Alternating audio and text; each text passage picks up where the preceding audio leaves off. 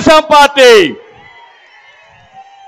25 సంవత్సరాల తర్వాత ఇప్పుడు ప్రధానమంత్రి గారు కూడా కేటగరైజేషన్ సబబని వాళ్ళు కూడా సమర్థించే పరిస్థితికి వచ్చారంటే అది తెలుగుదేశం పార్టీ దూరదృష్టి.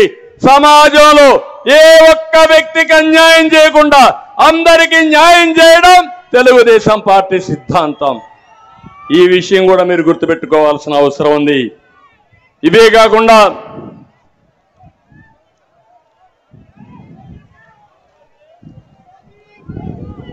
ఇంకో పక్క మా తమ్ముళ్ళు ఉన్నారు ఇక్కడ, నిన్న ఈరోజు మాట్లాడుతున్నారు.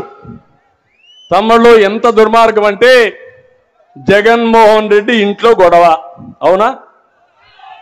గొడవ అవునా కాదా? మీ ఇంట్లో గొడవ అయితే ఎవరు పరిష్కారం చేసుకోవాలా? మీరే కదా. మనకేం సంబంధం? నువ్వే కదా ఆ రోజు చెప్పావు. నువ్వు జైల్లో ఉంటే పాపం షర్మిల గారు ఏం చెప్పారు? జగనన్న బాణం, జగనన్న వదిలిన బాణం రాష్ట్రం అంతా తిరిగింది. నేను పాదయాత్ర చేస్తే పాదయాత్ర కూడా చేసింది. పార్టీ కోసం పనిచేస్తే తప్పట్లేదు. ఇప్పుడు ఎక్కడ తిరుగుతా ఉంది ఆ బాణం? నేను ఒక విషయం అడుగుతున్నా మిమ్మల్ని.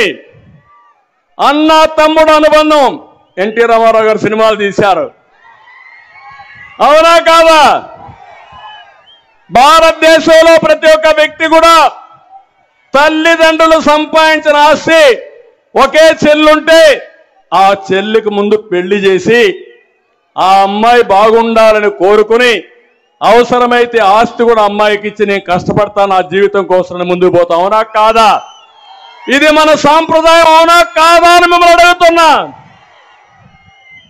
ఆ అమ్మాయికి ఆస్తి మీరు గొడవ పడతారు, నేను వచ్చానని నా మీద పడతారు. నాకేం సంబంధం? మీరు చెప్పండి. అంటే ఎంత దుర్మార్గుడు అంటే కడాన వాళ్ళ నాన్న ఇక్కడే. ఎక్కడ తమ్ముడు? ఎక్కడ?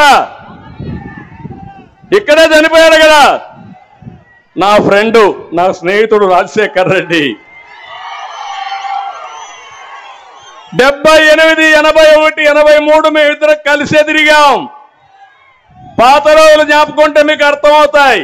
మేమిద్దరం దగ్గర స్నేహితులు, రాజకీయ విరోధులు 83 నుంచి.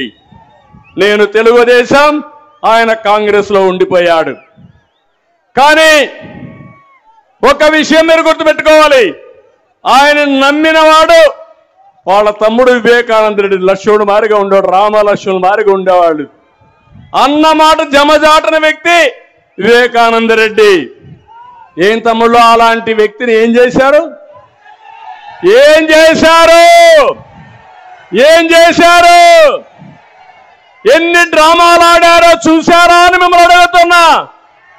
నారాసుర రక్త చరిత్ర